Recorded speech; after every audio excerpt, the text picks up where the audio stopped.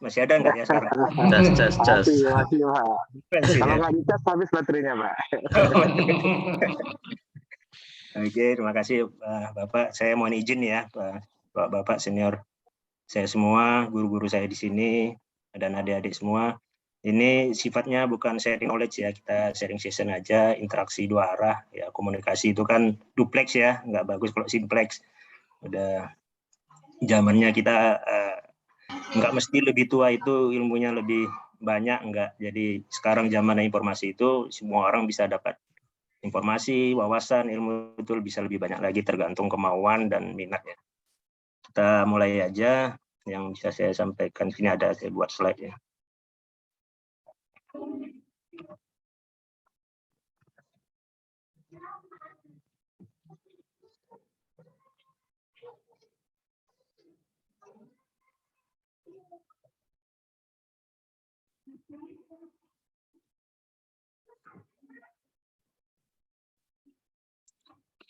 Kalau udah tampil ini udah kelihatan ya Bapak ya, adik-adik?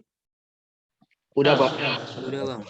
Ya, jadi ini agenda kita mungkin singkat, nggak, tapi mudah-mudahan bisa efektif. Itu yang kita bahas itu nanti ada spektrum dan license ini terkait sesuai judul kita yang seputar operator telekomunikasi ya, mudah-mudahan bermanfaat bagi adik-adik terutama yang mau tamat ataupun yang sudah tamat. Kalau sekarang masih ada pembagian subjurusan gitu, Bang Sherman, apa udah nggak ada ya? Ya, di mata kuliah pilihan, Pak. Mata kuliah pilihan ya. Sub FGH udah nggak ada ya? Tidak disebutkan secara eksplisit, tapi di mata kuliah pilihan memang dibagi. Oke. Ya, jadi ini mudah-mudahan jadi ada tambahan wawasan sedikit atau banyak ya. Jadi metodenya nanti kalau memang mau interrupt langsung aja, nggak masalah. Karena kadang-kadang kita mau nanya di slide yang sama itu supaya ini ya momennya sama relevansinya biar nggak hilang gitu. Langsung aja nggak masalah, atau setiap slide nanti mau ada pertanyaan boleh, di akhir juga boleh, nggak masalah. Mudah-mudahan waktu kita cukup dan jadi tidak satu arah. Nanti apabila ada yang saya ada perlu dikoreksi silakan dikoreksi, karena dunia ini luas ya, wawasan luas, jadi nggak apa-apa dikoreksi aja. Kalau saya nggak tahu nanti saya bisa cari tahu, kita nanti informasi tambahan di luar jam ini atau gimana nanti kita lihat. Jadi ada spektrum dan license, kemudian teknologi structure organisasi maksudnya ini ya, dan KPI yang KPI di operator, kemudian run evolution sendiri, kemudian ada CMI dan transport.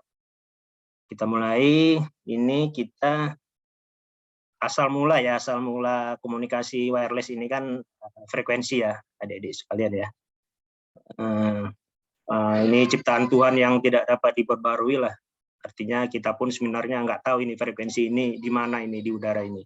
Sebenarnya bukan di udara, tanpa udara pun frekuensi itu tetap ada ya di ruang angkasa apa ya, outer space tetap ada frekuensi ini. Jadi di mana dia channelingnya kita nggak ngerti, ini ciptaan Tuhan kita, ilmu kita nggak sampai ke situ.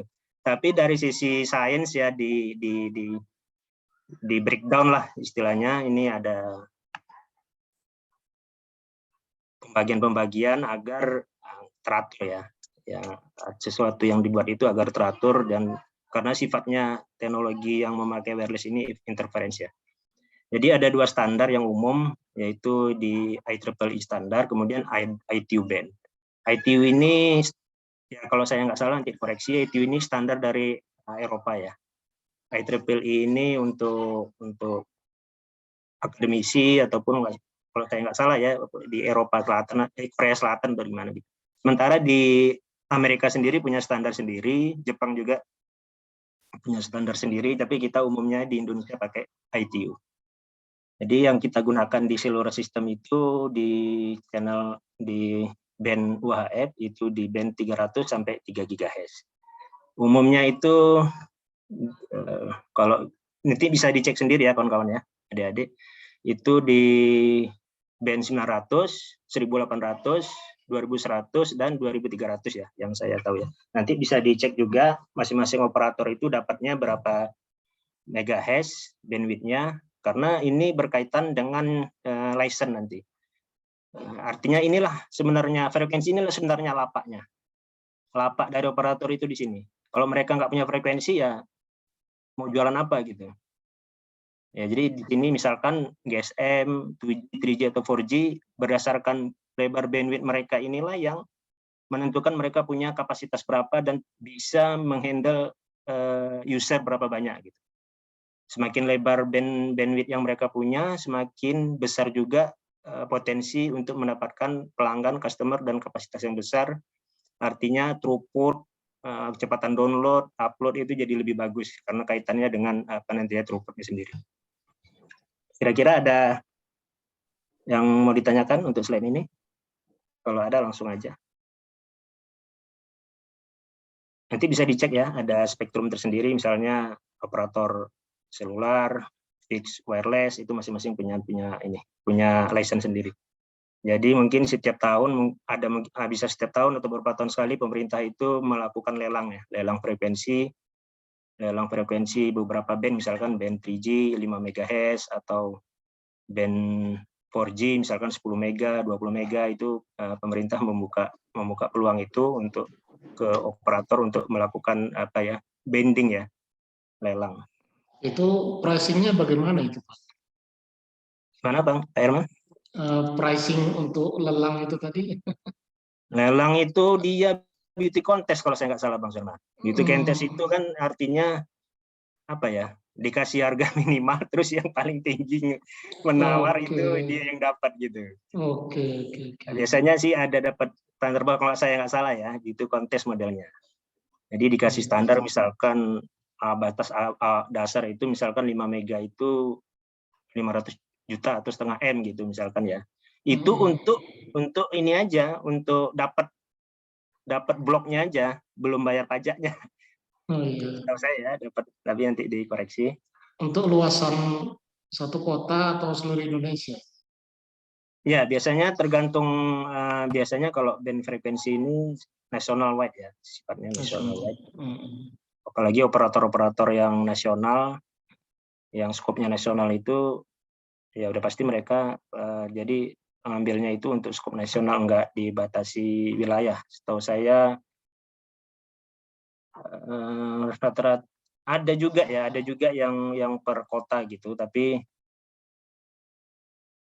nggak banyak mungkin karena tergantung operatornya. Dia ada kewajiban minimal, dan dia setiap ada lelang itu dia juga punya kewajiban. Misalkan dia ngambil selular ya, misalkan minimal dia di Jawa di kota mana aja, di Sumatera di mana aja. Kalau nggak nanti lisensinya dicabut.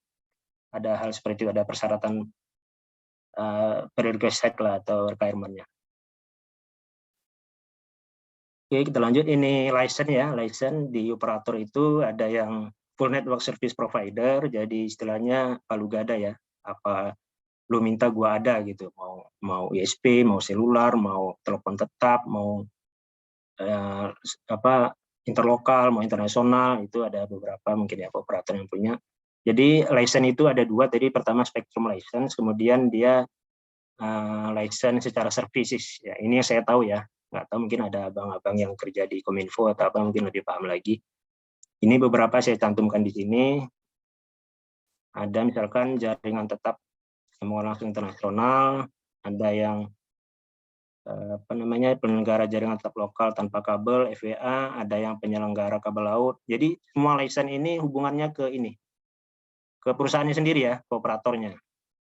Jadi ada misalkan perusahaan yang dia hanya gelar kabel laut aja, jadi dia nggak menyewakan kapasitas. Jadi kalau kita mau kerjasama, mau sewa, itu sewanya sewa core misalkan dari Medan mau ke Batam atau Medan mau ke Kalimantan. Nah, kita nggak bisa sewa kapasitas, misalkan kita butuh 100 giga misalkan, atau N kali 10 misalkan, itu nggak bisa mereka, karena license-nya hanya di penyelenggara kabelnya aja. Jadi kita sewa core, nanti perangkat end-to-end-nya dari kita sendiri.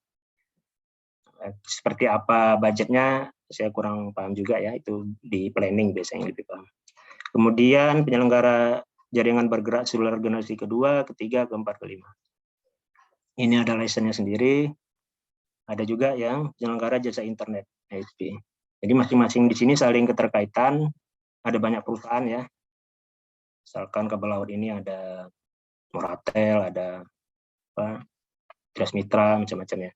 Ada juga yang Sekarang ini lagi tren ini, istilah kita itu fiberless provider. Jadi operator itu mereka transportnya diberikan ke pihak ketiga. Jadi banyak perusahaan-perusahaan kecil yang enggak, saya bilang nggak perusahaan kecil sebenarnya, malah kan mereka lebih sehat gitu ya. Menyediakan servis untuk dark fiber gitu, core to core, antara satu set ke set yang lain. Ada yang seperti itu, ada juga yang tower ya. Jadi perusahaan-perusahaan tower itu tower bersama, mereka bikin perusahaan yang jasanya hanya menyewakan tower. Mereka nggak ada license di telekomunikasi ini, nggak ada. Jadi mereka punya infrastruktur di tower, mereka menyewakan ke operator, jadi multi operator bisa masuk ke situ. Jadi banyak sekali bisnis di telekomunikasi ini. Silakan kalau ada pertanyaan. Mau nanya nih, Bang. Iya, Sehat, Bang. Alhamdulillah sehat, Bang Sabri. Mau nanya, yang kan ada sekarang yang terbaru itu String ya, yang punya Amerika itu, yang pakai satelit itu, yang dia dekat dengan mengelilingi Indonesia ya, mengelilingi dunia. Itu gimana nantinya sistem kita nanti itu? Dia apa? Operator satelit? Ya, satelit. Iya, satelit. Kok nggak salah dia sampai berapa juta rencananya yang mau dikirim. Saya lupa namanya apa nih. Itu gimana? Satelit itu, ini balik ke mata kuliah komunikasi satelit ya. Saya lupa ingat juga nih. Jadi ada level-level di orbitnya gitu ya. Konsepnya itu ada yang level rendah, ada yang geostationary orbit, ada yang level menengah. Jadi semakin rendah dia, semakin rendahlah cakupan coverage-nya di bumi gitu kan ya. Contoh misalkan satelit GPS, mungkin Bang Sherman paham ya, itu satelitnya punya Amerika gitu kan. Jadi ada banyak, berapa ya, 36 atau 40-an gitu, saya lupa. Jadi satelitnya itu orbit rendah untuk menentukan titik-titik koordinat. Jadi titik koordinat itu yang kita rasakan gratis sekarang, sebenarnya satelitnya punya Amerika. Jadi ada beberapa teknologi dulu, misalkan CDMA ya, itu kan untuk clocking-nya, untuk sinkronisasinya pakai GPS, itu di BTS-BTS-nya dipasang GPS, tapi di Eropa nggak mau kan, karena itu satelitnya punya Amerika. In case nanti suatu saat suruh bayar ya, makanya ITU nggak mau ya, dia bikin teknologi sendiri. Jadi seperti itu Bang, artinya dia memang di dunia itu kan ada semacam ITU ya, satelit itu pun sebenarnya ada konsorsiumnya sendiri, ada rule-nya sendiri, siapa saja yang punya slot-slot di langit itu ya, di outer space itu ya. Jadi jarak satelit itu di satu orbit yang sama itu, nggak salah itu sekitar 2 derajat sih sebenarnya. Dari 360 derajat, jadi per 2 derajat itu ada slot satelitnya. Kalau 2 derajat di bumi mungkin pendek ya, tapi 2 derajat di langit mungkin berapa kilometer itu kita nggak tahu. Jadi mungkin itu seperti itu Bang Sapri. Jadi kalau dia ada satelit orbit tinggi atau geostationary orbit, itu harusnya cakupannya bisa luas, tapi memang semua itu diatur sama ini ya, apa kita nyebutnya ya, kayak 3PP atau ITU gitu ya, mereka ada sendiri, saya nggak salah satelit itu. Kalau satelit internasional itu seperti Intelsat, Inmarsat, itu mereka sudah menguasai satelit. Zaman dulu beberapa operator itu malah nyewa ke mereka. Ya sepertinya nggak ada isu ya, karena di telekomunikasi di dunia ini ada level-levelnya, misalnya level Asia, level dunia, itu mereka udah kompleks itu Bang Sabril ya. Contoh misalnya udara Indonesia ya, udara Indonesia untuk penerbangan aja, yang ngatur udara kita ini sebenarnya bukan kita yang paling di atasnya, tapi Singapura gitu. Jadi misalkan dari Banda Aceh mau ke Medan, cuaca jelek gitu. Kita mau mendarat di mana, yang ngatur bukan kita, Singapura yang ngatur. Jadi bisa jadi kita didaratkan di Batam atau di Pekanbaru atau di Changi, bisa jadi gitu misalkan. Jadi ada aturan-aturan yang artinya udah comply lah dengan standar internasional dan sudah diatur, artinya apabila mungkin ya ada slot yang nggak kepake, itu bisa jadi dilelang, dijual untuk orang lain. Jadi sekarang kayak misalnya BRI punya satelit sendiri, Telkom mungkin nambah satelit ya, seperti itulah. Ada slot-slot yang nggak kepake, jadinya dipakai oleh orang. Bahkan di udara kita sendiri gitu. Terima kasih Bang. Ya silakan kalau ada mau tambahan atau koreksi. Kita lanjut slide berikutnya. Nah ini untuk structure ya, kita fokus di teknologi. Sebenarnya di CEO ini di level CTO ini ada banyak, chiefnya komersial, chiefnya sales, chiefnya finance ya, chiefnya HR, human resource. Jadi kita fokus di CTO aja, chief technology officer. Ini di dunia ini yang saya tahu itu menganut 2 sistem ya untuk manajemen itu, ada yang level chief, ada yang director ya. Kalau di apa bedanya mungkin saya kurang paham juga, tapi salah satunya mungkin ya itu ada di level chief itu bisa diganti tanpa rapat umum pemegang saham di beberapa perusahaan ya mungkin ya. Tapi kalau level director itu harus ada rapat umum pemegang saham. Jadi chief technology officer umumnya ini kita bicara general aja, tidak terkait operator tertentu, itu membawahi divisi ataupun head ya. Untuk di network itu ada network planning, IT planning, network deployment, network operation, dan IT operation.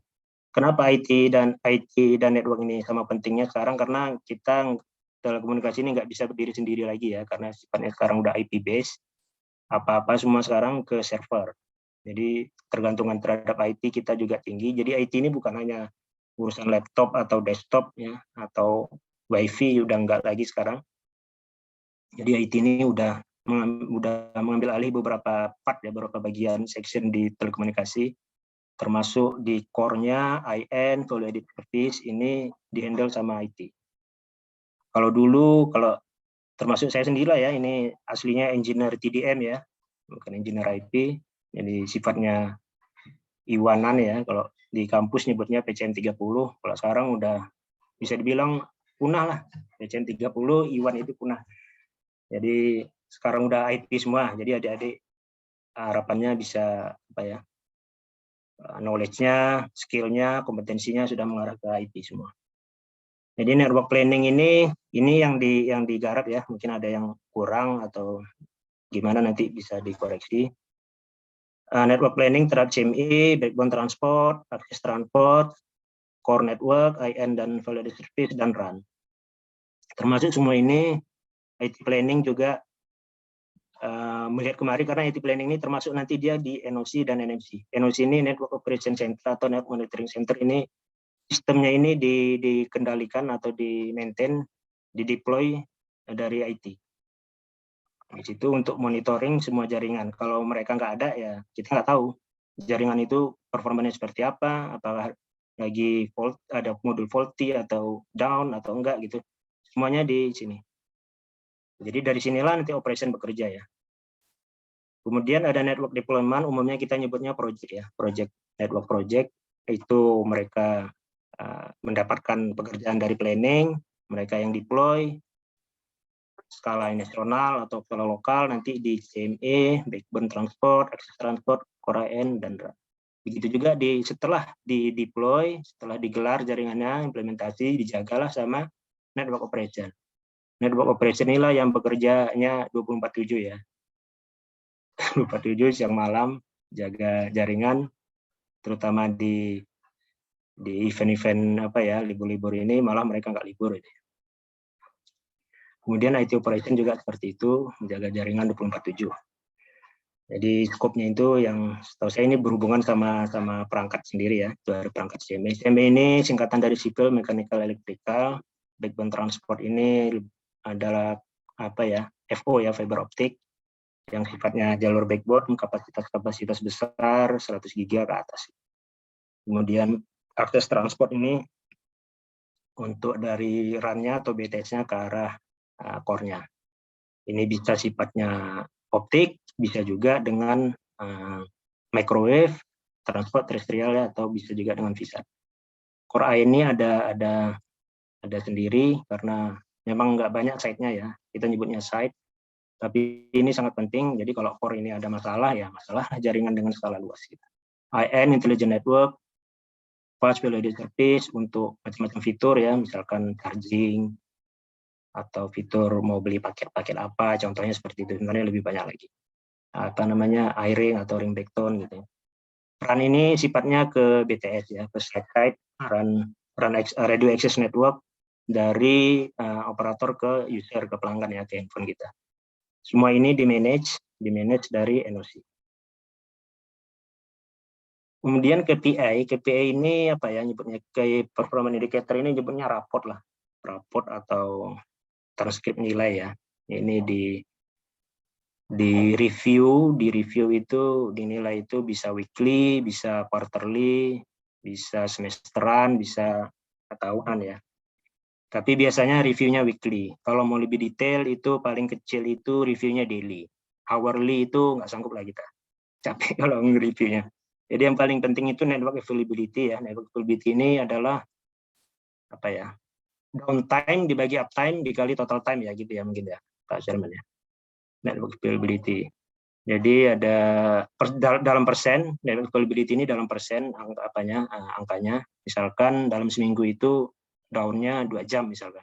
Dari seminggu itu 168 jam, berapa sih availability-nya di situ. Nanti ada KPI, ada baseline, ada plafon yang dikasih ke tim terkait, misalkan availability itu mestinya 99,99% gitu.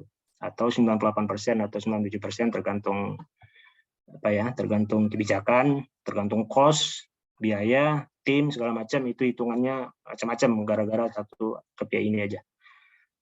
Di mana network availability ini biasanya ke run, core, dan akses ya, backbone transport. Di CME juga ada availability baru-baru ini mulai dipantau ya, mulai dimonitor, namanya power availability.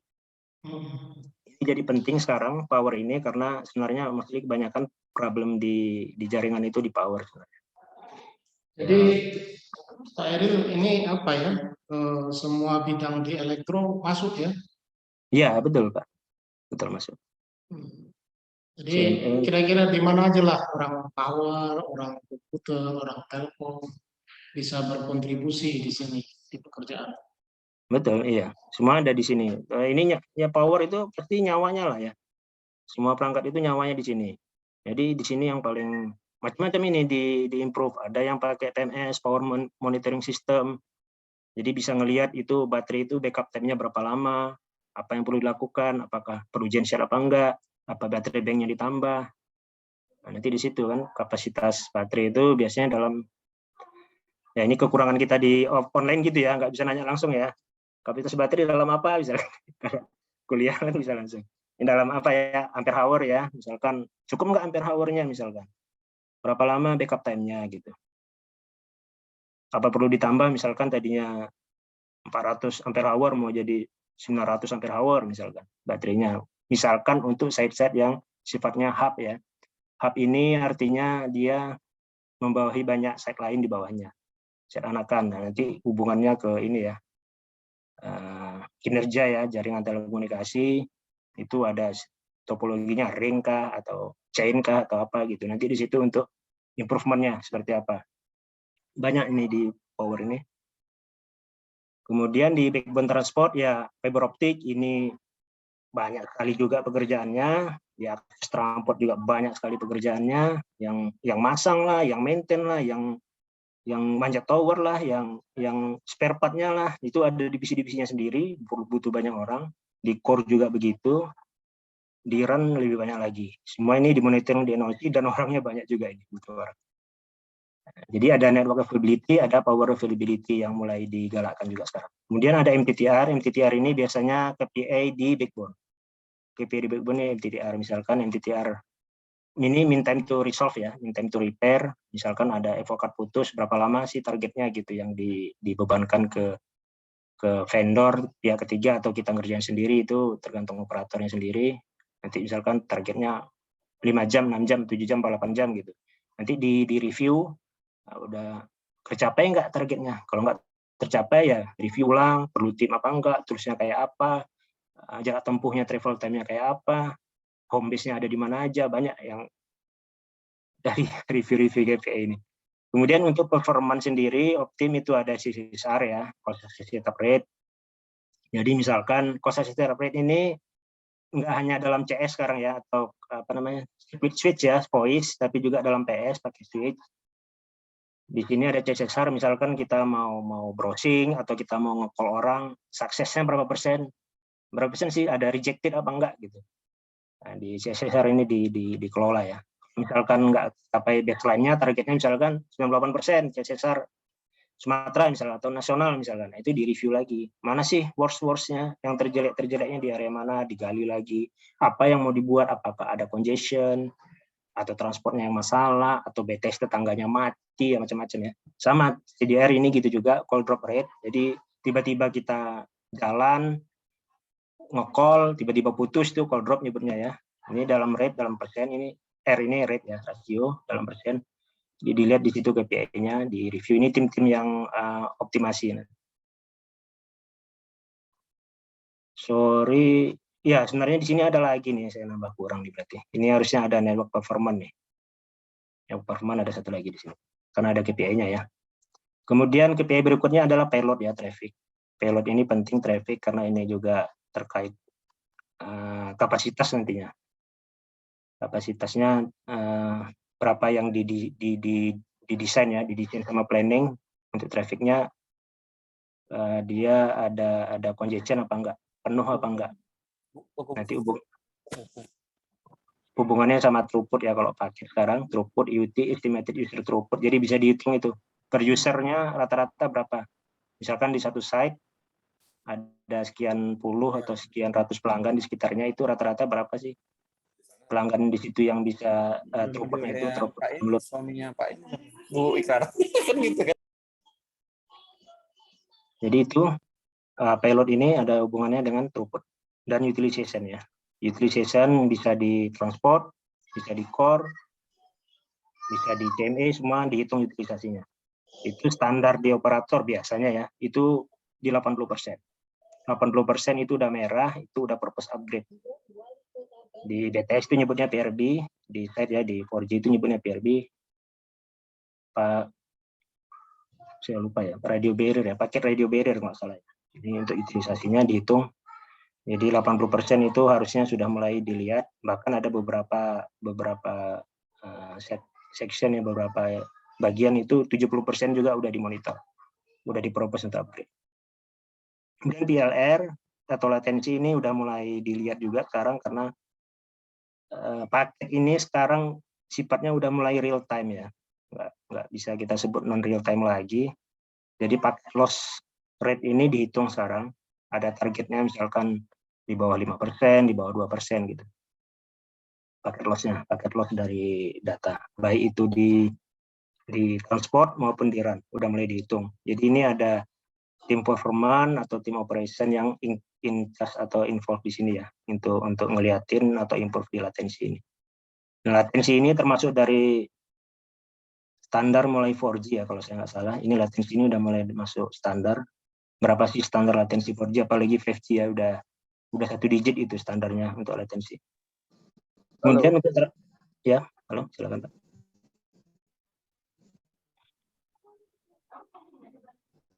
Kita lanjut. Kemudian untuk transport ada receive level ya, untuk akses transport terutama microwave maupun di VSAT ya, satelit komunikasi itu ada RX level. Kalau di VSAT itu nambah lagi signal to noise ratio ya, karena noise-nya cukup tinggi di satelit.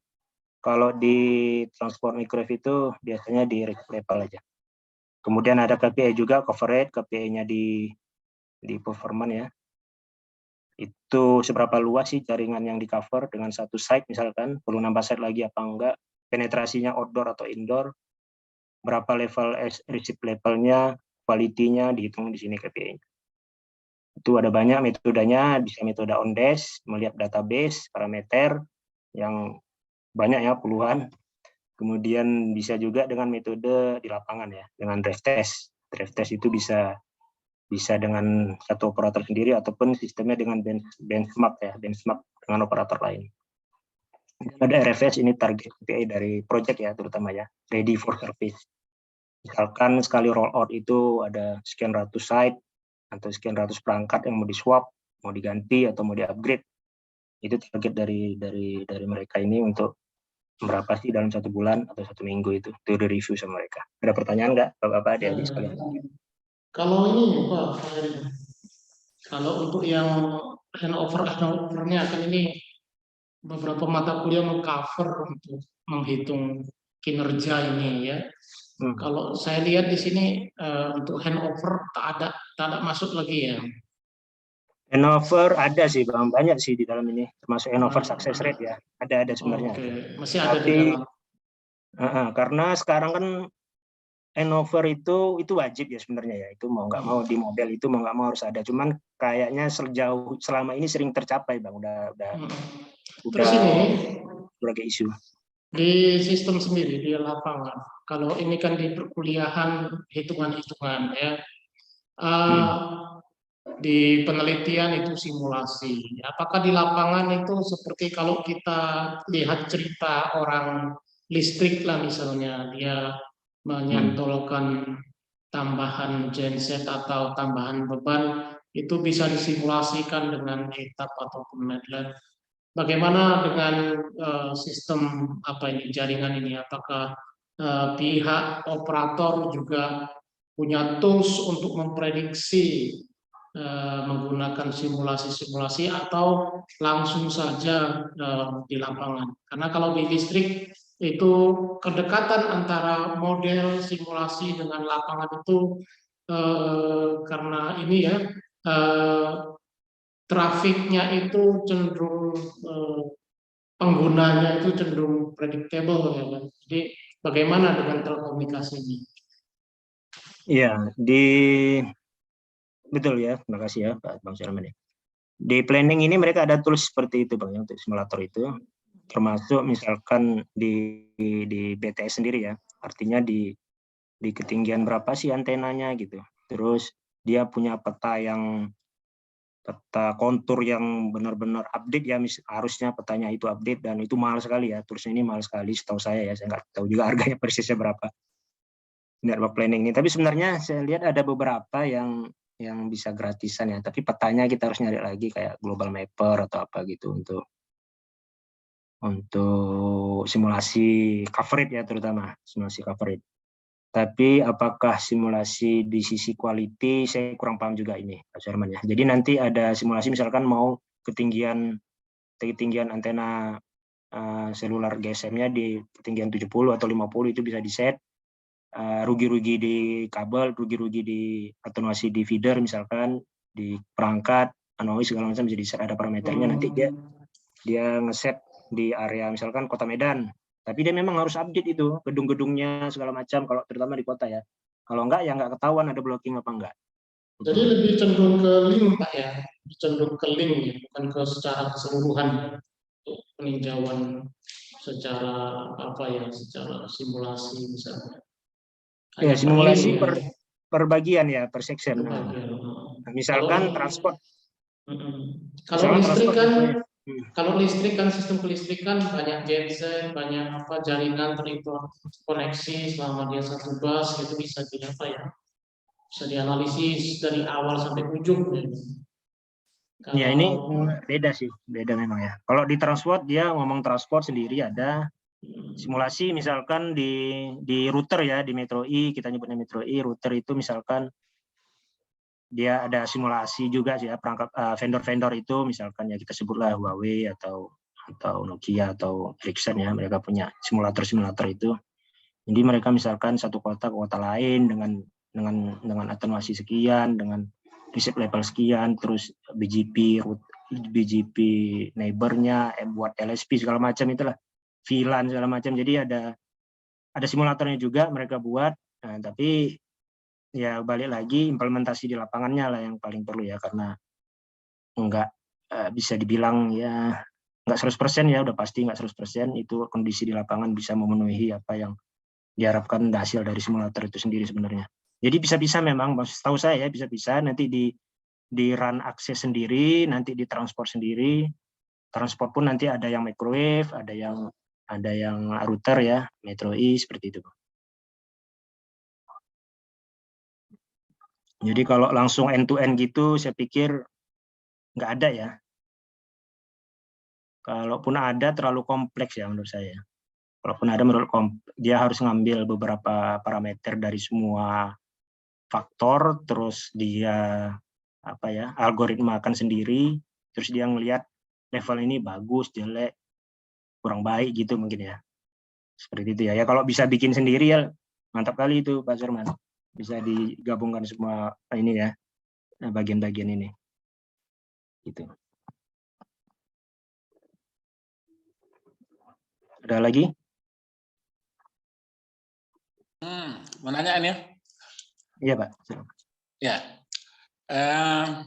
Kalau di lapangan gitu, di sisi Iya, Pak. vendor, ya operator lah, itu kira-kira kalau mereka misalkan membangun suatu jaringan BTS ya, itu kan di suatu daerah misalkan ya, atau tidak suatu daerah yang kosong, maksudnya sudah ada pun tapi kita bangun baru misalkan, kita misalkan 4G misalkan. Nah, ketika mereka bangun jaringan itu, tentunya kan mereka perhitungkan semuanya. Apakah memang mereka ya, pihak vendor sendiri atau operator yang bangun jaringan itu, mereka membuat apa? Membuat simulatornya dulu. Kalau yang dibuat simulatornya kira-kira dia pakai apa gitu, sehingga mungkin ketika ada pembelajaran, kira-kira bisa. Nah, gimana kira-kira nih? Iya, Pak. Dulu ya awal-awal memang dia bikin sendiri, Pak ya. Setahu saya ya, awal-awal itu planning itu bikin sendiri, jadi dia buat tower triangle, dia bikin antena omni, terus dia keliling, dia cek di titik-titik level sinyalnya, dia ukur gitu ya. Mungkin seperti kita bikin apa ya, skripsi gitu, Pak ya. Kita ukur titik ini berapa sih level sinyalnya, kualitas segala macam gitu. Kalau sekarang udah pakai planning tools namanya, Pak ya. Tapi saya kurang paham juga namanya apa. Ada yang nggak salah namanya ATOL, Pak ya. ATOL itu untuk planning tools juga, tapi ada yang lain lupa namanya. Sekarang udah pakai software, Pak. Cuman yang paling penting di mereka itu adalah petanya sendiri sebenarnya. Peta kontur, peta gedung ya. Kalau di kota itu misalkan dia punya peta tahun 80-an ya nggak ada Marriott, nggak ada Cambridge misalkan. Itu kan blocking semua itu. Ya, itu penting. Itu yang jadi mahal, Pak ya. Petanya mahal, terusnya mahal, mungkin harganya miliaran mungkin gitu. Kalau buat license aslinya ya. Itu kira-kira, Pak. Berarti selama ini mungkin karena kita nggak punya gambaran jelas di lapangan, jadi memang simulator yang kita buat, memang kita buat simulator memang tidak kita buat visualisasi mungkin, tapi sinyalnya ya kan, kemudian kinerja diukur kan begitu dari simulasi kan gitu. Tentunya parameter yang model yang kita buat kita yang direncanakan, misalkan dua BTS baru trafficnya kita mainkan sendiri kan begitu ya. Betul. Model sesuatu kita menggunakan model Gaussian atau Erla, model eksponensial dan sebagainya. Jadi acak dia. Sekarang ini kan takut gini ya, kita buat seperti ini, mereka nggak tergambar di lapangan gitu. Jadi kira-kira yang di lapangan itu kira-kira pakai software apa mereka gitu. Model traffic dia mungkin itu seperti apa gitu. Kira-kira ada gambaran nggak? Kalau di lapangan ya artinya kita secara sebagian ini, Pak ya. Pertama network planning ini tahu saya sekarang mereka pakai simulator, pakai software ya. Gantung mereka update apa enggak petanya, itu yang paling penting ya. Kalau parameter itu kan udah disiapkan sama toolsnya sendiri. Kadang petanya itu yang mereka harus update. Kemudian dari planning ini ke project ya. Nah, project ini terkadang pun apa yang dibuat sama planning nggak semuanya bisa dilaksanakan, Pak. Banyak problem ya di lapangan. Misalkan tadinya dia mau dikasih di koordinat X misalkan. Tapi ternyata di lapangan di situ nggak diizinkan dibangun sama yang punya tanah misalkan, harus geser ke lokasi lain misalkan 200 meter atau 300 meter, itu kan udah nggak sesuai sama planning lagi. Dan perhitungan dari efeknya sendiri bisa jadi udah beda. Misalkan dia mau cover kantor, tenda misalkan, terus sekolahan, ternyata yang di cover jadinya sawah misalkan, udah nggak sesuai lagi gitu. Bahkan misalkan perhitungan dimensioning kapasitasnya jadi berubah gitu. Jadi seiring waktu memang di-tuning terus ya Pak Masum ya. Tergantung di operation juga, nanti di deploy, setelah implementasi juga ada kurang tambah, ini ada tim performance. Performance inilah yang rutin melihat pergerakan traffic, subscriber, terus kapasitas. Nah, disitulah mereka ngelihat performance apa ada kendala sama perangkat atau enggak gitu. Jadi di review terus, nanti dari sini masuk usulan lagi ke planning. Ternyata ini azimutnya perlu dirubah, ini antenanya, elevasinya harus dikurangin karena ada BTS terdekat, atau harus ditinggikan karena BTS temannya terlalu jauh misalkan. Nah, ini masukan dari performance ini, nanti ya balik lagi ke planning, Pak. Nanti mereka yang ngitung lagi. Jadi ada semacam siklus gitu, Pak. Iya. Oke, terima kasih Pak. Silakan. Ya, terima kasih Bang.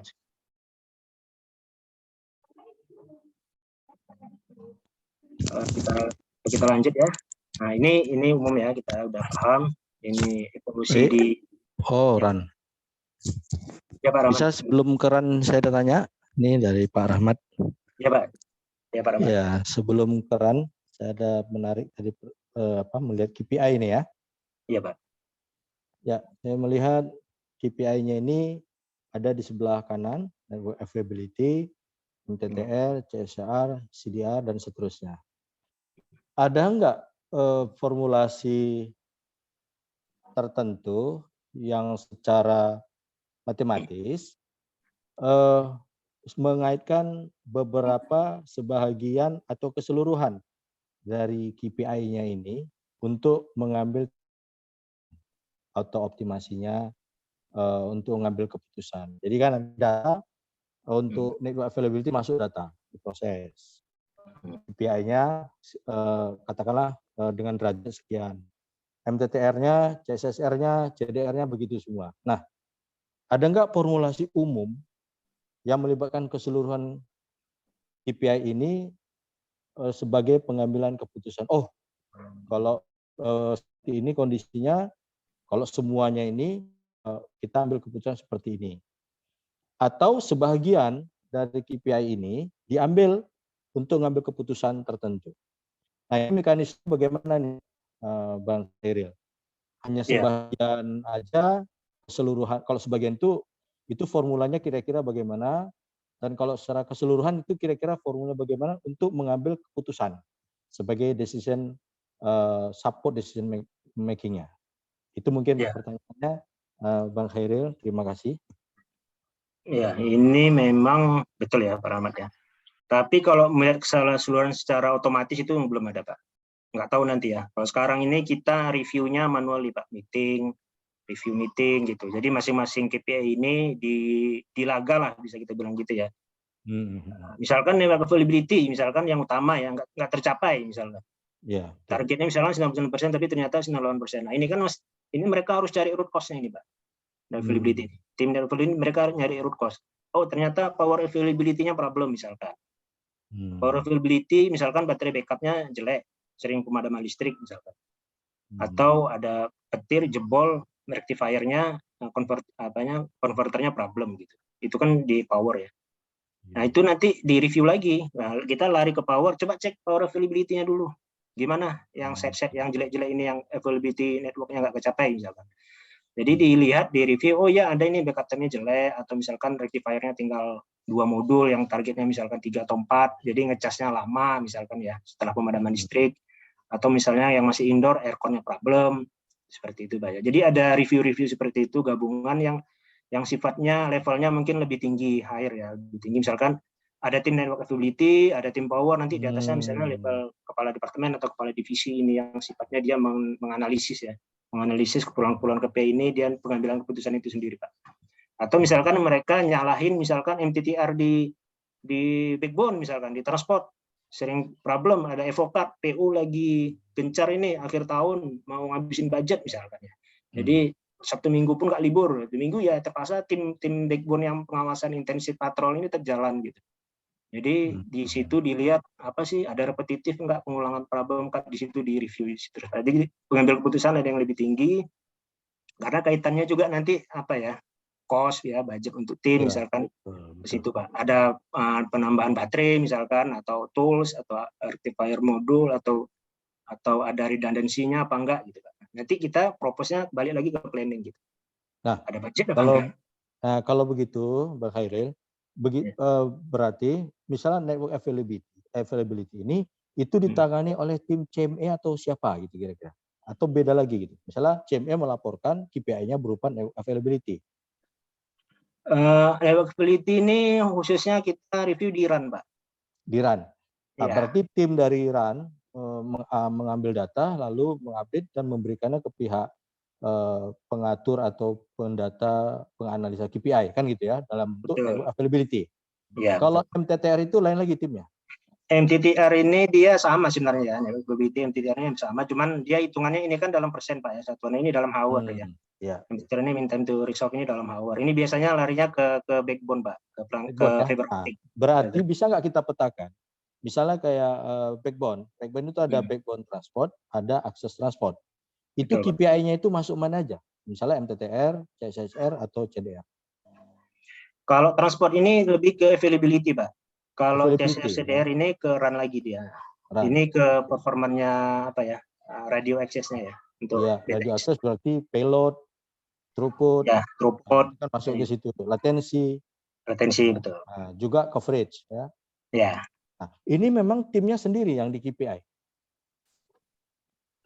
Ada yang masing-masing bisa dibilang sendiri, Pak ya. Contoh MTTR untuk backbone ini Oh. sendiri, ada tim sendiri nih. Bahkan ada vendornya sendiri. Iya, iya. Oh gitu. Iya. Jadi sangat sulit kalau kita menggabungkan formula umum untuk setiap KPI berarti ya. Belum ada ya.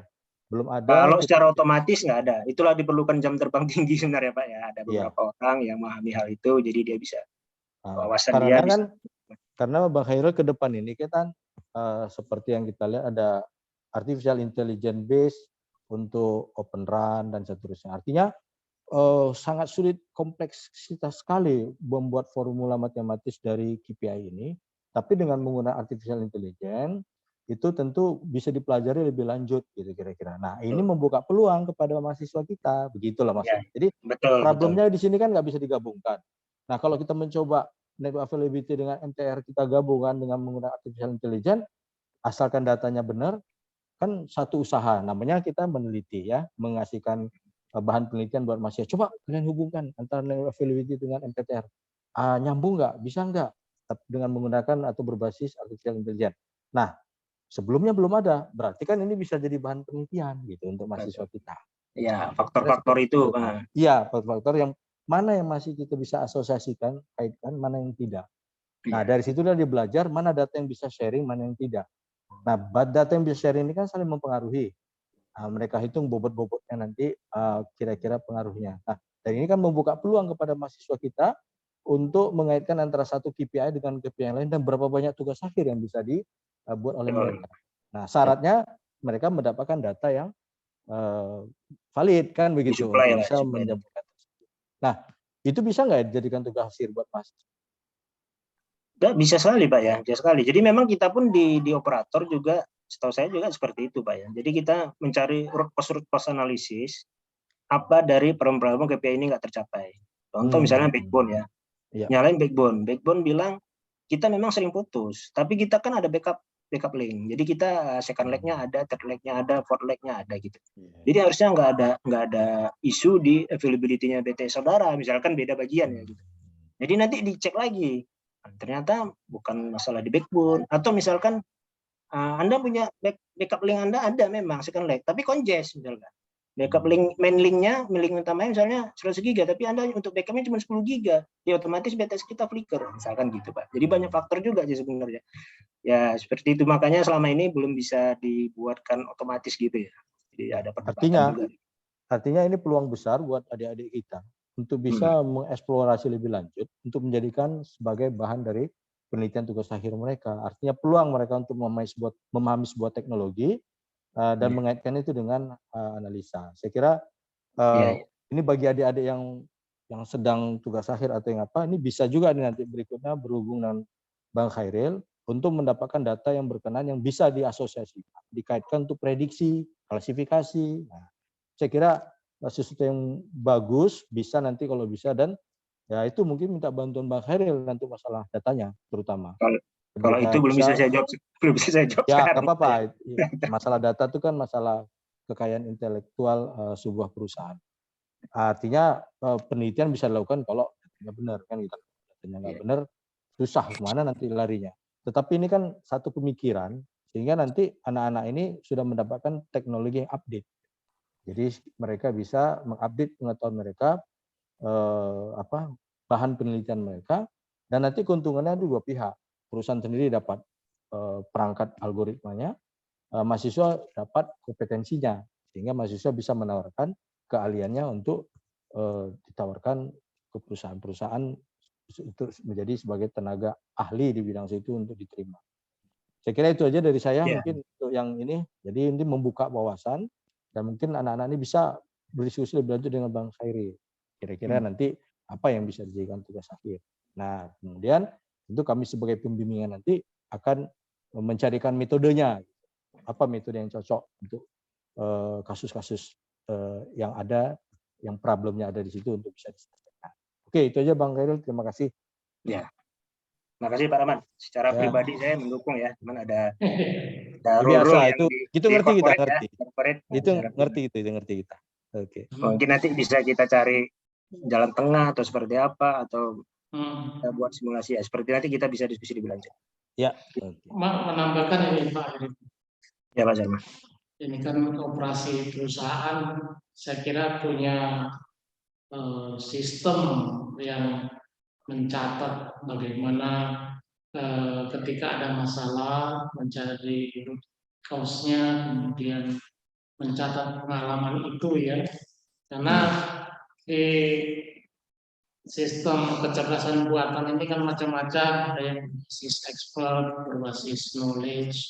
Jadi ini kan contohnya masing-masing bagian itu orangnya sudah berpengalaman lama. Kalau kasus-kasusnya begini pasti ada ini solusinya. Nah itu semua di perusahaan ada tidak ya pencatatan yang menyebabkan kalau yang membantu ketika orang yang berbeda bertugas di situ, pengalaman orang sebelumnya itu tercatat di sistem sehingga membantu orang yang baru menghandle jaringan. Ada tidak di perusahaan? Karena itu sebetulnya bisa terekam jadi expert system tadi.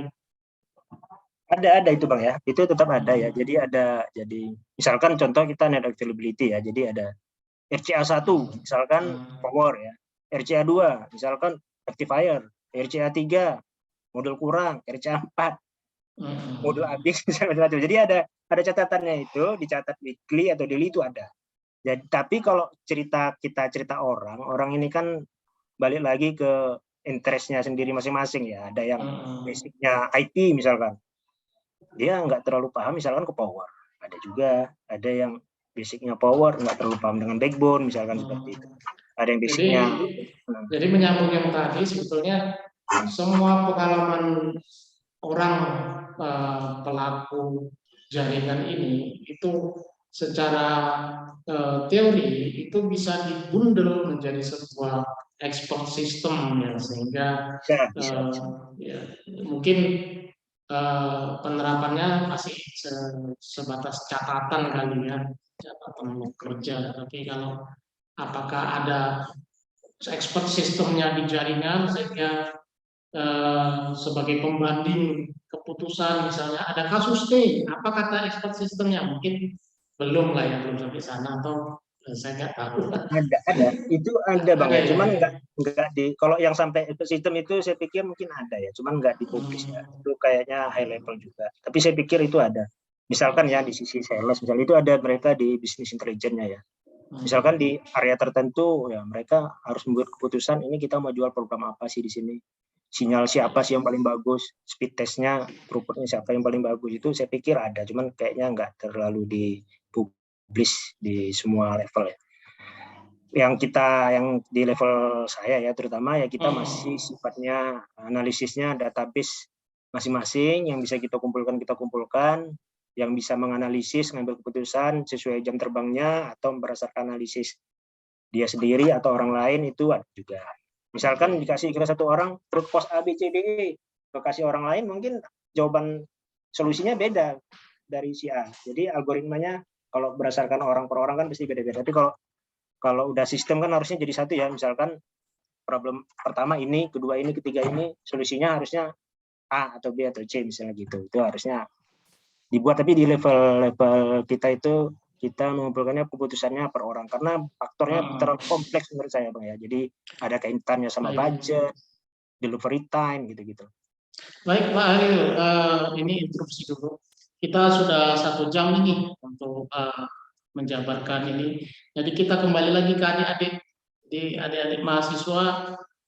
Kita sudah lihat dari slide pertama saja banyak pengetahuan yang bisa kita peroleh. Apa saja yang ada di sebuah operator telekomunikasi, bagian-bagian apa saja, di mana semua bidang teknik elektro, baik telekomunikasi, power maupun komputer itu bisa berkontribusi Dan memang ini juga banyak masukan tadi ke para dosen, utamanya di indikator KPI ini tadi, bahwa banyak kinerja yang bisa kita tambahkan di bahan ujian.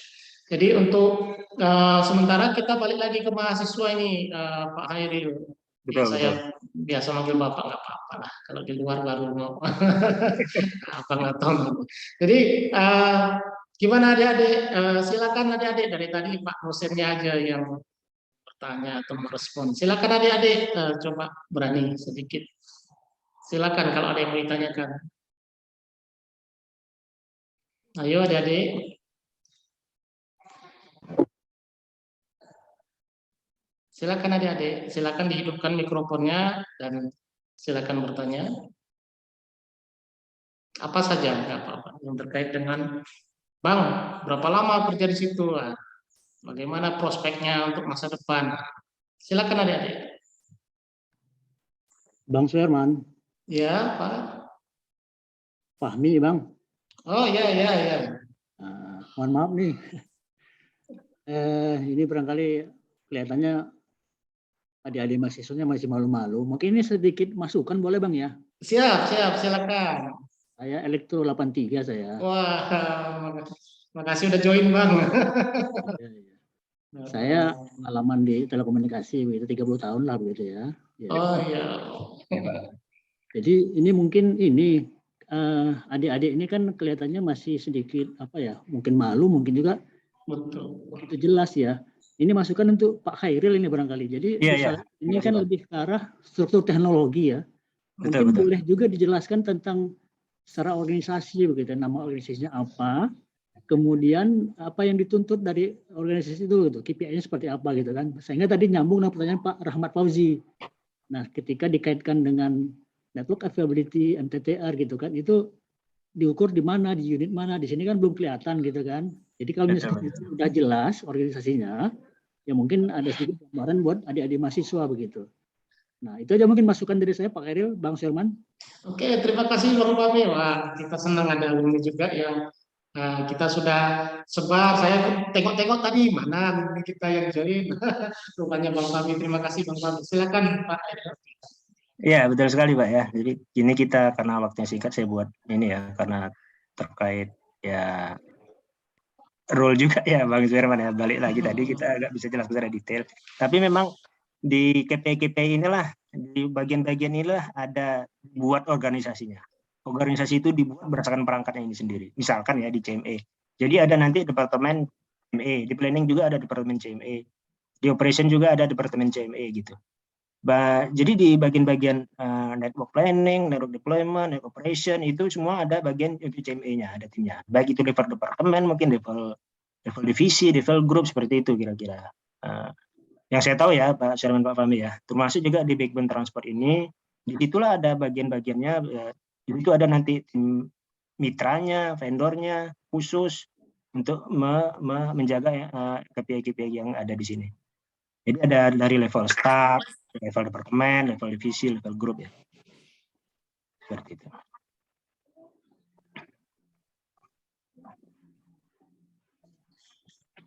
Baik, Pak Ariel. Saya lihat-lihat banyak juga kok alumni yang join, termasuk Kak Pit juga ini ada. Jadi alhamdulillah sejauh ini kita nampak terasa masukan dari acara ini. Mungkin saya lanjut dulu Bang Suherman ya. Lanjut. Biar komprehensif aja, kita singkat-singkat aja, biar waktu kita pun nggak banyak kepake. Ini udah umum ya untuk 5G. Jadi ada targetnya di sini ya, sekarang yang mau dikejar itu ya ini sih 1 digit 1 millisecond ini yang cukup challenging ya, itu challenging ini ya, di luar biasa ini. Ini kaitannya banyak ya, bisa di transportnya, di core-nya, di kapasitas RAM-nya sendiri gitu. Ini untuk ya arsitekturnya, ini untuk interworking-nya, misalkan satu operator nggak pakai VoLTE misalkan ya, voice over LTE itu kan voice over IP sebenarnya ya, itu ada license sendiri. Jadi begitu kita mau pakai CS circuit switch, dia diturunkan ke level 3G misalkan atau ke 2G gitu. Jadi ada handover intersystem bukan hanya intrasistemnya tapi juga intersistem. Inilah key point dari 5G ya. Sistem sharing, millimeter wave, ini vehicle, tapi nggak tahu ini millimeter wave ini tergantung regulasi juga ya, regulator. Nanti small cell makin BTS makin banyak ya gitu-gitu ya. Dan dari video-video yang bisa melihat 5G ini, saya pikir ini yang menurut saya paling agak mewakili ya untuk aplikasinya.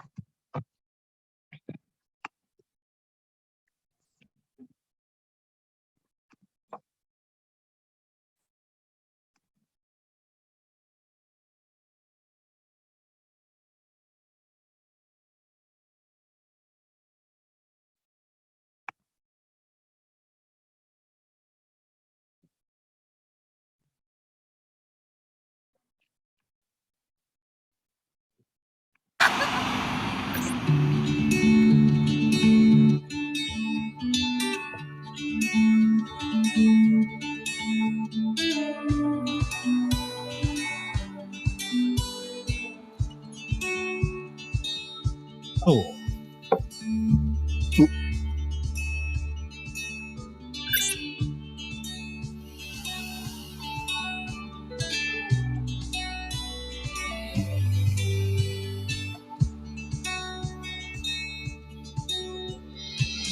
はい、楽にしてください。すぐに良くなると思いますので、安心してください。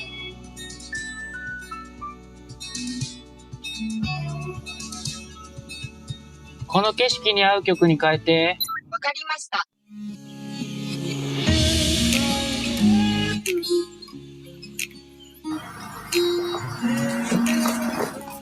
こんにちは。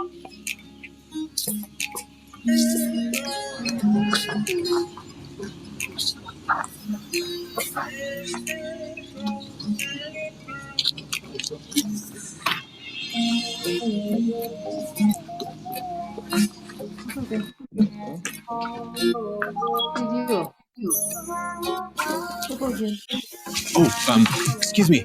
Sorry. I'm really, ちょっと really. 待って。はい、どうぞ。 Okay, yeah, I'm よかっ trying to た get here. ここに行きたいのですが、 Can't 地 read 図が this map. 全くわからなくて、助けてくれませんか？あ、オッケーオッケー。 Really?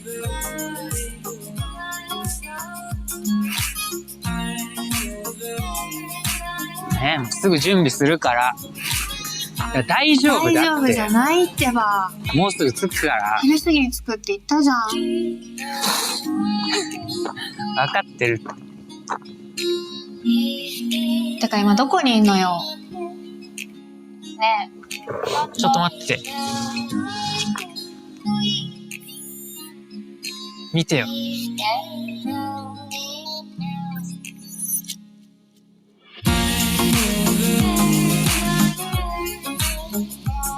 すごい綺麗。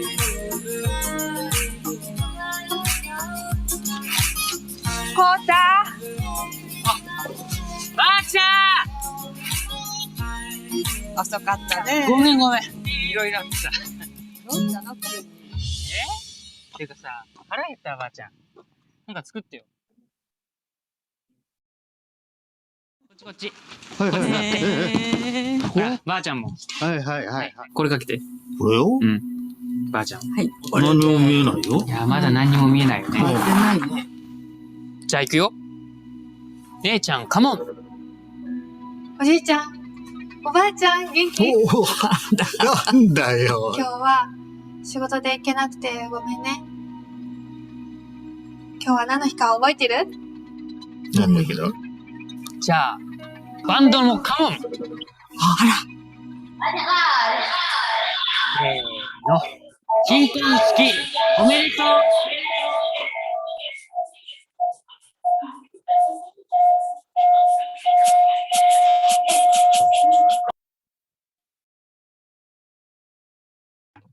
Jadi seperti itu ya, kalau kita ngomong dulu, kita lihat video ini, mungkin kita berpikir ini fiksi ilmiah ya. Kayaknya nggak mungkin gitu.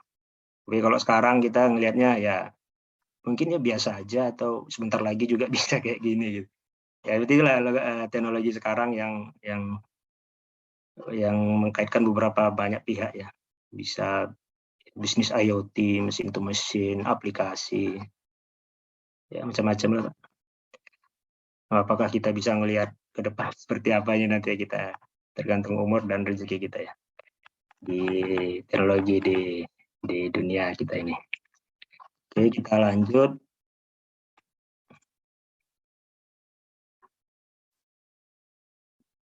Nah, ini kalau cerita optim ya, cerita optimasi, ini ada KPI-nya banyak ya. Ini sebenarnya panjang lagi ke kanan, ke kiri, ini panjang lagi saya potong. Ini kalau cerita ini cerita apa ya? Okumura Hatta kali ya. Okumura mungkin, saya Pak Masu mungkin lebih hafalnya. Okumura ini yang on desk atau yang empiris ya. Jadi ini yang empirisnya lah, bisa bilang empiris ke lapangan, dicek secara coverage, quality. Nanti di sini bisa dibuat levelnya bagus apa enggak gitu. Nanti dari situ diajukan proposal itu ke planning untuk ditambahkan kapasitas atau tambah site atau yang lain, atau juga di dispatch ke operation, misalkan ada model yang problem atau ada action langsung dari tim optim, misalnya geser antena, naikkan antena atau turunkan antena. Oke, kita lanjut. Ini tadi untuk planning tools ya. Planning tools ini untuk visualnya, misalkan ini antena 35 meter, seperti apa sih coverage-nya gitu. Ini merah level bagus, makin kuning makin jelek. Kalau kita naikkan antena di 55 meter, ini makin luas, 70 meter makin luas. Kira-kira seperti itu Pak maksudnya. Ini untuk power. Untuk powernya sendiri ini saya buat untuk memudahkan aja. Jadi power supply tetap dari PLN, itu beberapa type itu ada gensetnya, kemudian digabung lah di ATS ya, automatic transfer switch, itu ada CBDB-nya, ada AMF segala macam untuk otomatisnya, jadi nggak perlu manual lagi ke site, dan itu semua dikonverter sama rectifier modul ya. Rectifier inilah yang mencatu ke perangkat-perangkat telekomunikasi. Kalau di kelas biasanya saya tanya, ini berapa sih keluarannya? Plus apa minus? Kalau minus kenapa plus? Nah, di sini kan nggak bisa karena online ya. Jadi ini mencakup ke perangkat-perangkat core, RAN, microwave ya, yang kita tahu terhadap perangkat VSAT. Perangkat VSAT ini biasanya dicatu sama inverter ya. Untuk menjaga availability, jadi nanti dari DC ini, direct current dirubah lagi ke AC sama inverter tergantung kapasitas yang dibutuhkan. Pertanyaan di sini, sama adik-adik?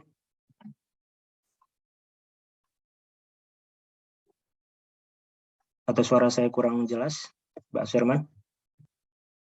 Suara jelas Jelas, Pak, ya? jelas sekali. Adik-adik kalau ada pertanyaan silakan lanjut ya. Kalau tidak lanjut ya.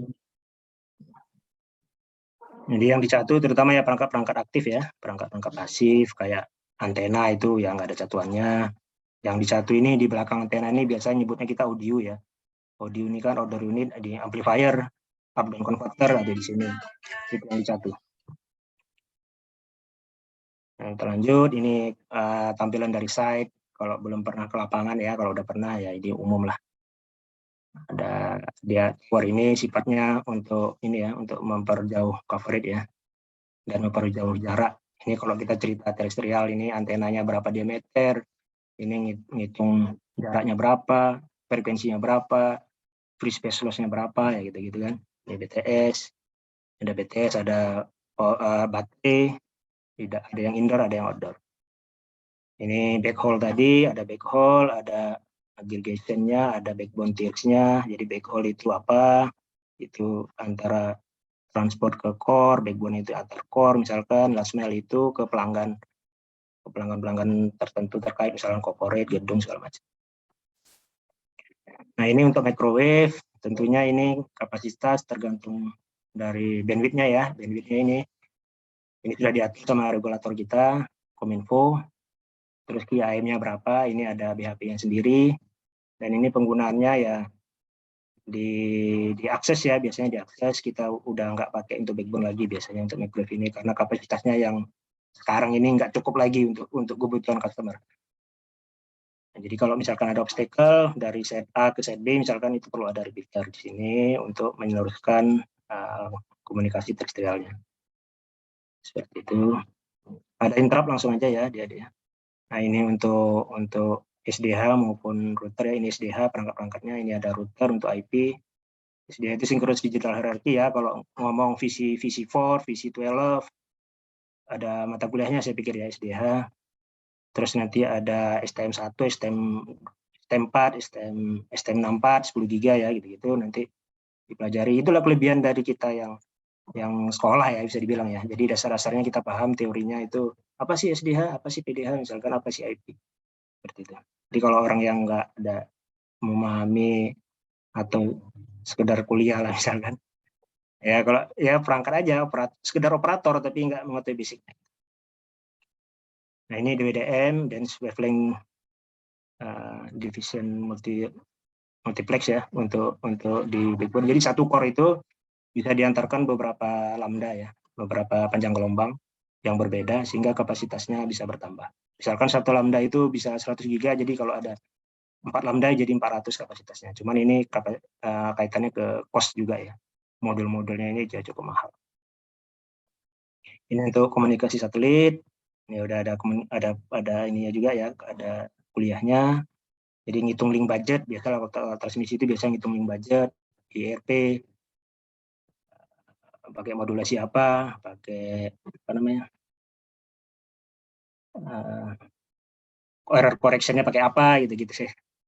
Udah mulai lupa-lupa. Lanjut, inilah kegiatan-kegiatan di lapangan. Ini NOC ini penting ya, NOC atau helpdesk ini penting. Mereka lah sebenarnya yang melihat monitor jaringan 24 jam. Ini pekerjaan di BTS, commissioning, troubleshoot, penggantian perangkat di atas tower, misalkan baik BTS maupun microwave, di backbone, ini splicer, ini Guyon closure, power meter. Ini software yang biasa yang digunakan ya, saya nggak tahu yang lain. Ini Excel ini harus levelnya yang lumayan lah ya, advance ya. Untuk banyak parameter yang mau digabungkan tadi, root cause tadi yang mau digabungkan, nah itu manual dulu biasanya Bang Jerman ya di XLS. Dibuat root cause-nya nanti keluarnya algoritma pakai masih rumus-rumus. Tahu saya ya, tapi nggak tahu kalau di level atas punya yang lebih canggih. Ya ini Tableau di atasnya XLS ya, di atasnya Excel. Tableau ini bisa lebih cantik untuk level presentasinya ya, untuk melihat, bisa melihat topografi, langsung menganalisis di satu area tertentu apa yang mau dilakukan, bisa lebih secara grafikal dia lebih bagus gitu. Tableau ini kalau bisa menguasai ini jadi apa namanya, jadi poin bagus lah bagi adik-adik. Map info ya, ini untuk tim optim maupun planning ini pakainya ini biasanya. Ini orang yang ngerjain router, tim IP, dia bisa kerja dari kafe, dari kamar, tempat tidur, lebih enak lagi nih orangnya ini. Harganya mahal bayarannya. Kemudian tim optim untuk drive test. Untuk drive test ini ada tim sendiri juga yang empiris ya, kejadian apa di lapangan, bisa operatornya sendiri ataupun via benchmark. Nah, saya pikir itu aja, Bang Hirman. Mungkin ada pertanyaan atau yang lain bisa disampaikan, koreksi, tambahan. Silakan. Baik, presentasi yang menarik. Meskipun kita mau detail tapi dibatasi waktu ya, Bang Heril ya. Iya. Jadi adik-adik kita ini mungkin pertama kali ini ya untuk yang diberi masukan dari alumni, jadi agak malu-malu. Jadi adik-adik silakan kalau ada pertanyaan.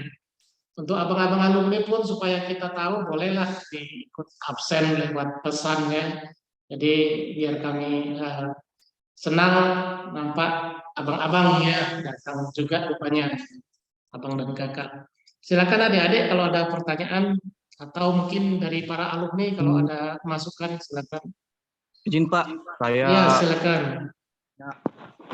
Nah, perkenalkan nama saya Wira Sulaiman Harahap. Nah, di sini saya ingin bertanya sama Bapak. Bapak kan bekerja di PT Indosat Orido. Nah, di sini saya akan mempertanyakan bagaimana PT Indosat Orido ikut ambil andil dalam jaringan telekomunikasi di perkembangan industri 4.0 dan perkembangan jaringan 5G-nya, Pak. Nah, dan saya ingin mengetahui seputar itu, Pak. Terima kasih. Baik, Ya. silakan Bang Hairil. Ya, saya nggak bisa jawab nih Bang Sherman. Saya nggak mewakili corporate soalnya ya. Saya mewakili alumni. Mohon maaf Iya. ini saya nggak bisa jawab ya. Oh ya. Jadi mohon maaf Dek Sulaiman karena ini tidak mewakili corporate. Pertanyaannya tentang corporate. Jadi Pak Hairil nggak bisa jawab ya karena Pak Hairil mewakili alumni. Silakan pertanyaan lain. Oh, jadi Pak, saya bertanya lagi tentang. Iya, lanjut. Nah, kita kan Pak bicara tentang jaringan. Yang kita butuhkan pada jaringan ini adalah kecepatan, power, sama jangkauan. Nah, ketika kita ingin ketiga-tiganya, apakah kita memang bisa membuat jaringan kita itu luas, cepat, dan powernya kuat? Nah, gitu Pak. Atau ada yang salah satunya ada yang kita tinggalkan gitu Pak. Misalnya jaringan kita kuat dan luas, tapi powernya tidak kuat. Atau powernya kuat, jaringannya cepat, tapi dia tidak luas gitu. Silakan Pak. Ya itu apa ya? Bisa dibilang ya, cerita lama lah ya. Mau kualitas bagus, harga murah, atau mau gimana? Kualitasnya nggak bagus, tapi hasilnya bagus gitu. Itu ya balik-balik ke kos lagi ya. Bang siapa ini tadi? Ini balik ke kos lagi. Jadi kalau uangnya banyak nggak masalah. Mau kita bikin mau di mana power kuat, mau kita bikin coverage bagus, mau bikin kita kualitas bagus, kecepatan tinggi nggak ada masalah. Balik lagi ke uangnya lagi, capex-nya lagi, opex-nya lagi. Itu kira-kira ya. Jadi ya balik ya seperti ayam dan telur ya kalau cerita misalkan mau duit dulu, mau dapat duit atau mau bangun dulu kan gitu. Gimana mau dapat duit kalau nggak bangun misalnya? Atau mau bangun mau lihat ada nggak duitnya di situ kan serba salah gitu. Jadi gitu ya kalau masalah kualitas, masalah kecepatan, download, power, coverage itu balik ke budget lagi ya, Bang. Siapa tadi Bang Arabe? Sulaiman ya. Memang berarti kalau di lapangan memang pertimbangannya sudah budget ya. Kalau di kampus masih budgetnya masih diabaikan. Gitu Sulaiman ya. Jawabannya praktis ya. Silakan adik-adik yang lain. Atau para alumni silakan.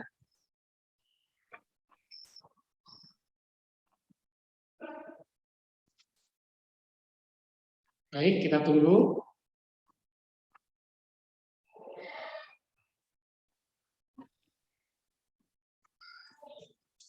Tampaknya sepi ini. Oke.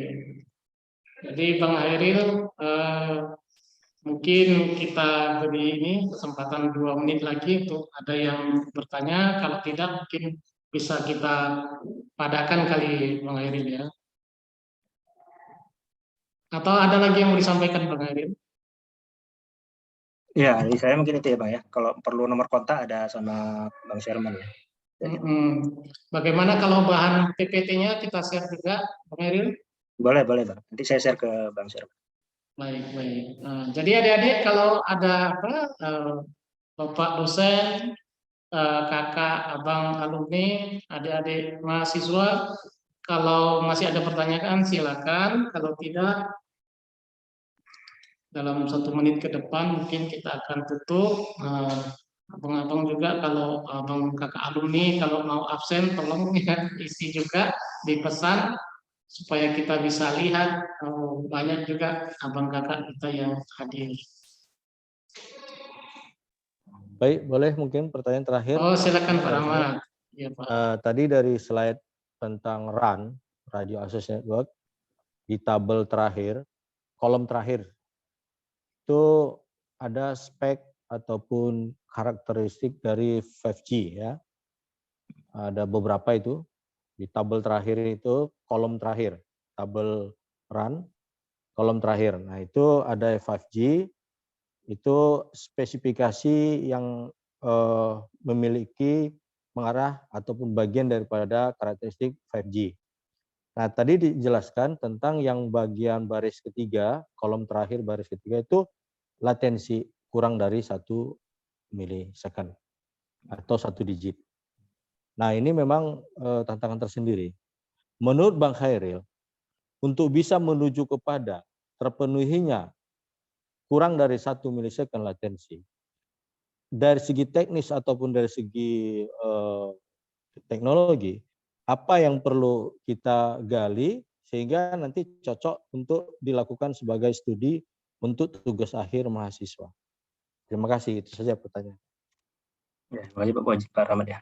Jadi kalau ngelihat bagaimana bisa di bawah 1 mili, kita harus lihat dulu sekarang kondisinya berapa gitu kan.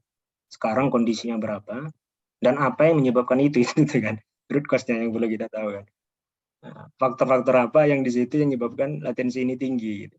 Kan banyak faktor, misalkan dari sisi interface radionya sendiri udah nyumbang ya. Jadi latensinya ada 2, ada internal latensi, ada juga eksternal latensi ya. Internal latensi ya di sisi kita sendiri, di operator lah yang bisa kita bilang, bisa kita manage ya, bisa manageable. Eksternal ini terkadang yang mohon dikoreksi kalau saya salah, misalkan ke internet, akses misalkan ke global switch misalkan yang Singapura atau kemana, atau ke Facebook atau ke Google atau ke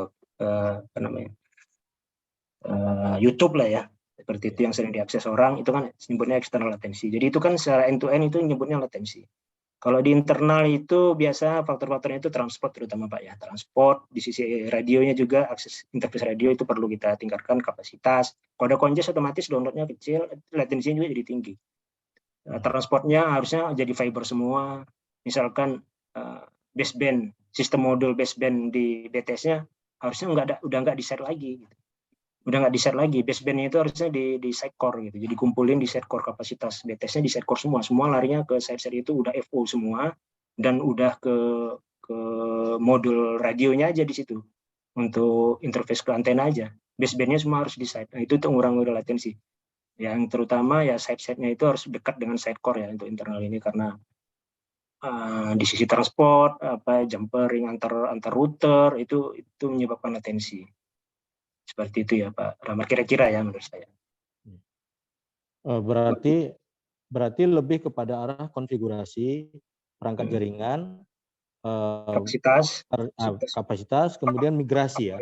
Migrasi dari satu struktur ke struktur yang lain. Nah, itu bisa nggak ya mahasiswa meneliti pas bagian di situ masalah delay-nya segala macam? Bisa. Masih dirubah.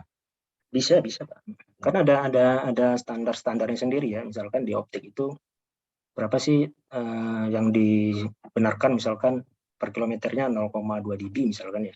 Iya. Terus di feeder jumper antara modul RF-nya radio frekuensi ke antena itu berapa sih?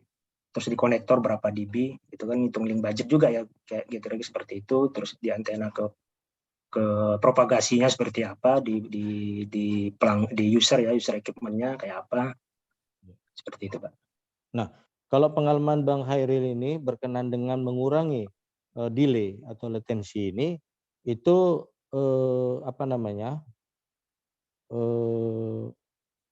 maksud saya itu kan dia setiap waktu berbeda dia nanti sesuai dengan kebutuhan latensi yang kita inginkan.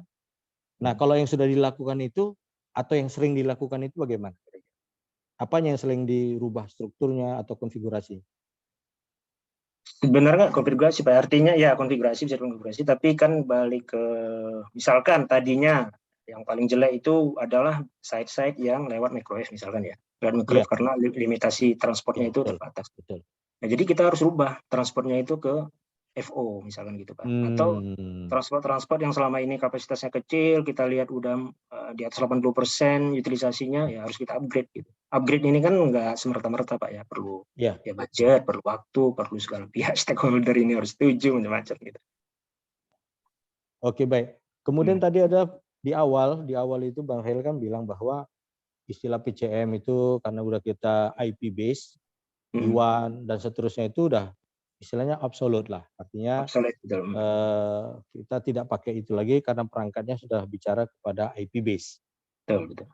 Nah, kalau gitu apa yang kira-kira berkenan dengan IP base ini untuk disiapkan mahasiswa sehingga mereka bisa menghitung throughput pada jaringan itu nanti ya? Apa yang perlu kira-kira pengetahuan yang mereka siapkan untuk bisa masuk untuk masuk bisa menganalisa tentang throughput, delay, latency yang berkenaan dengan IP base.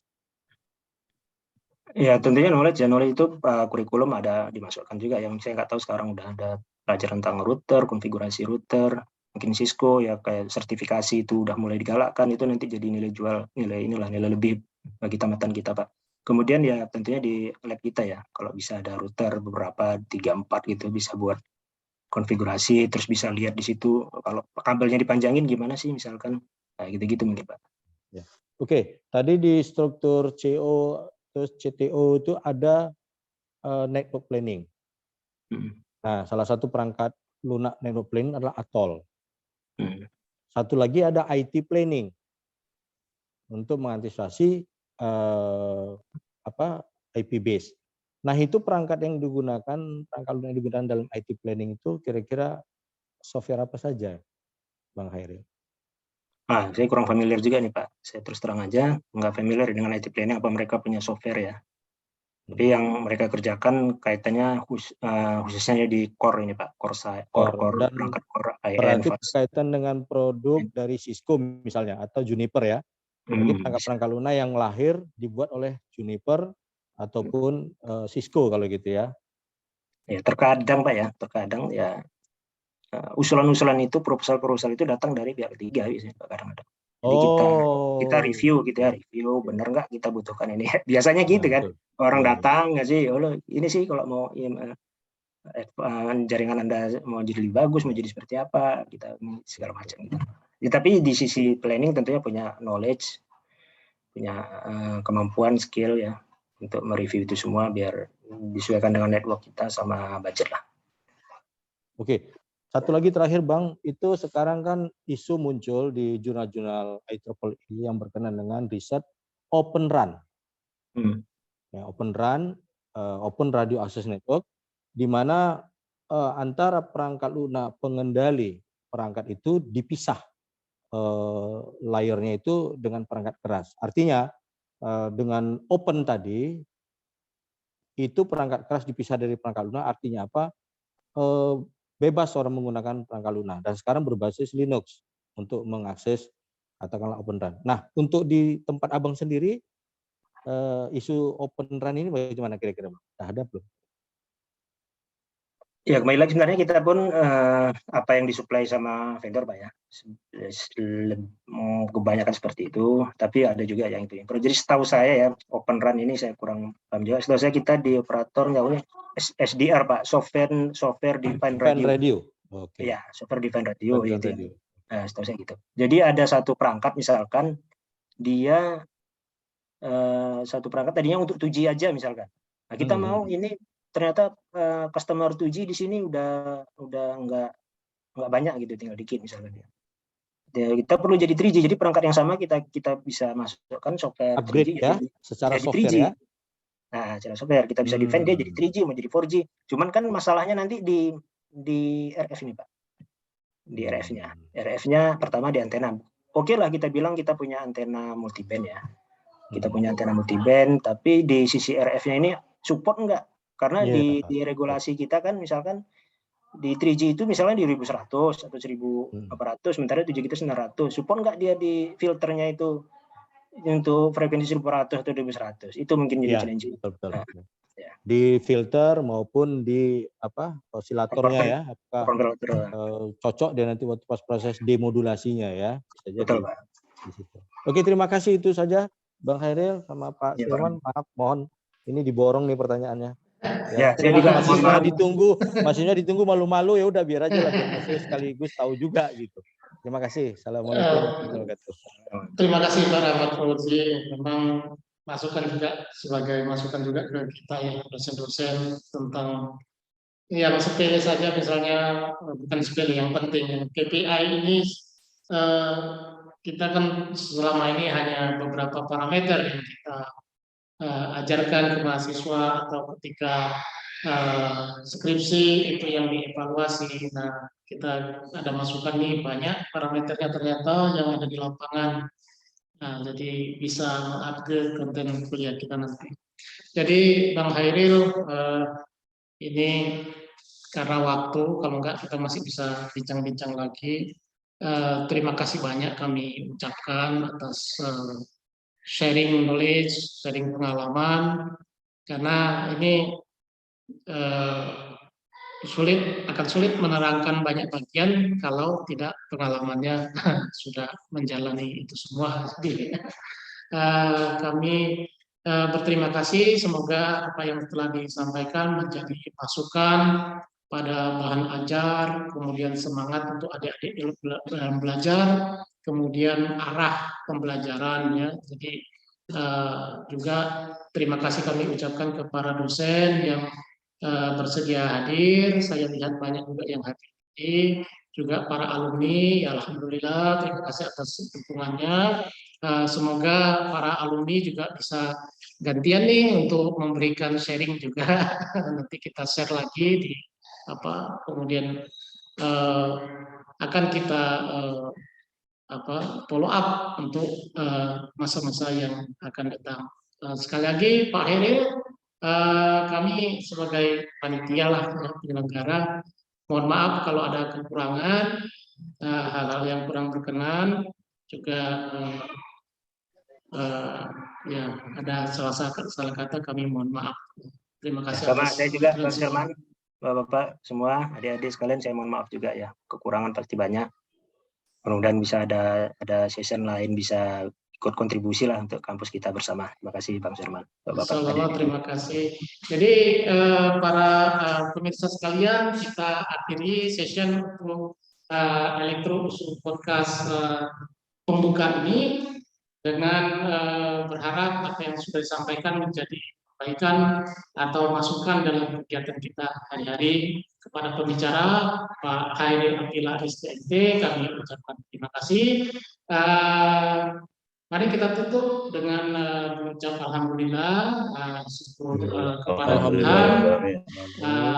Assalamualaikum warahmatullahi wabarakatuh. Sampai jumpa di lain waktu. Selamat siang. Terima kasih Bapak semua, Bang. Terima kasih. Mari ini kita tutup ya Zoom-nya. Terima kasih.